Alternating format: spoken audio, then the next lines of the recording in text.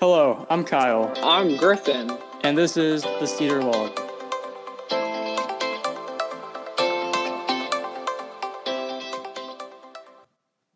The information for this series on the history of Unami Lodge 1 comes from the book The Brotherhood of Cheerful Service. The Centennial History of Unami Lodge 1. You can still get a copy of this book if you visit www.unamilodge.org. Scroll to the bottom of the homepage and click the Trading Post tab. Over time, the ceremonies were improved, and in 1919, a ceremony was created for the third degree.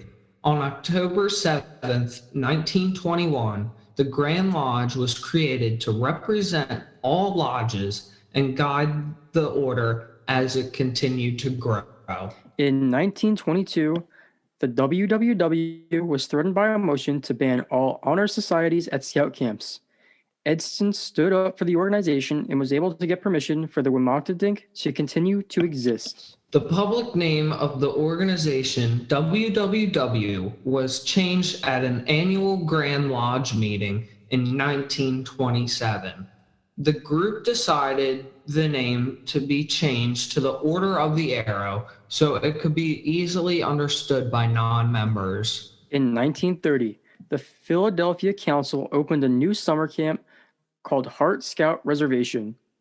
This camp would also be home to Unami Lodge due to the rule from the Grand Lodge of having only one lodge per council.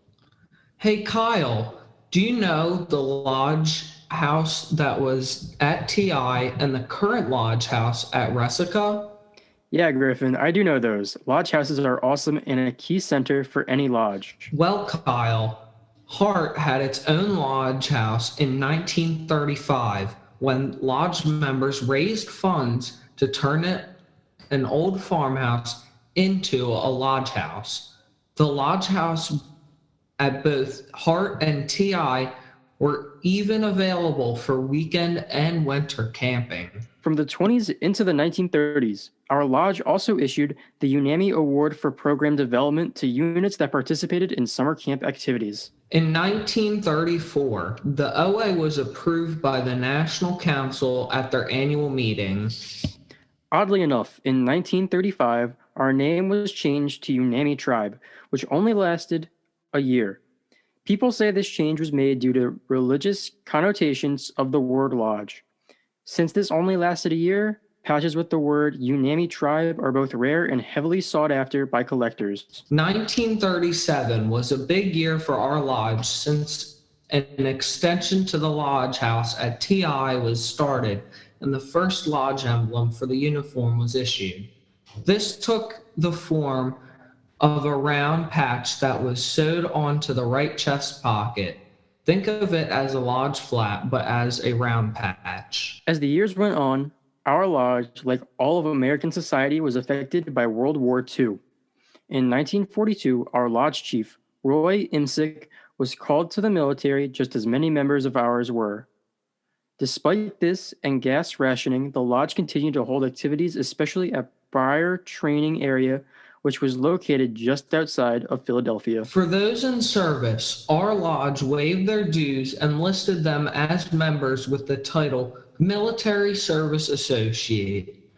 This title was removed in 1947 when most of our members had returned home. Finally, in 1948, the OA was fully integrated into the BSA. In the post-war years, our lodge continued to hold activities, provide service, and induct new members. By our 40th anniversary in 1955, there were 1,784 registered lodge members, and our lodge hosted the Area 3A conference at TI. And now to Luke for a message from the committee. Take it away, Luke. If you or someone you know has a part of scouting history, we please ask you to contact us at our email, which is history@unamilodge.org, or through our social media, which is by the same name. If you have any questions, comments, or concerns, please feel free to reach out to us. And now, back to the history.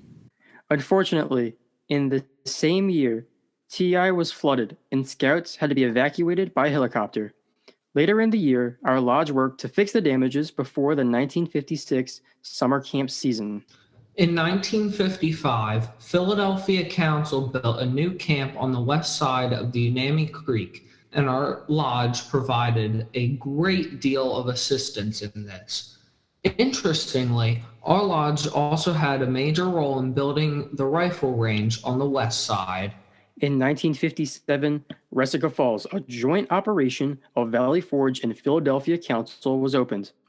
That same year, our lodge held its first service weekend at Resica Falls. The property would be jointly owned by the councils until 1965, when Valley Forge bought out Philadelphia's share. In 1958, our lodge rebuilt the Goodman Stockade, and the council took on funding the maintenance of the two lodge houses. In the 60s, our lodge committees were busy hosting events, making new member manuals, and providing service. In 1960, the Camp Promotions Committee, a staple of our modern LEC, was first established. In 1962, our lodge built new ceremonial grounds on the west side at Hart. Buckles and belts were sold to raise money for this project.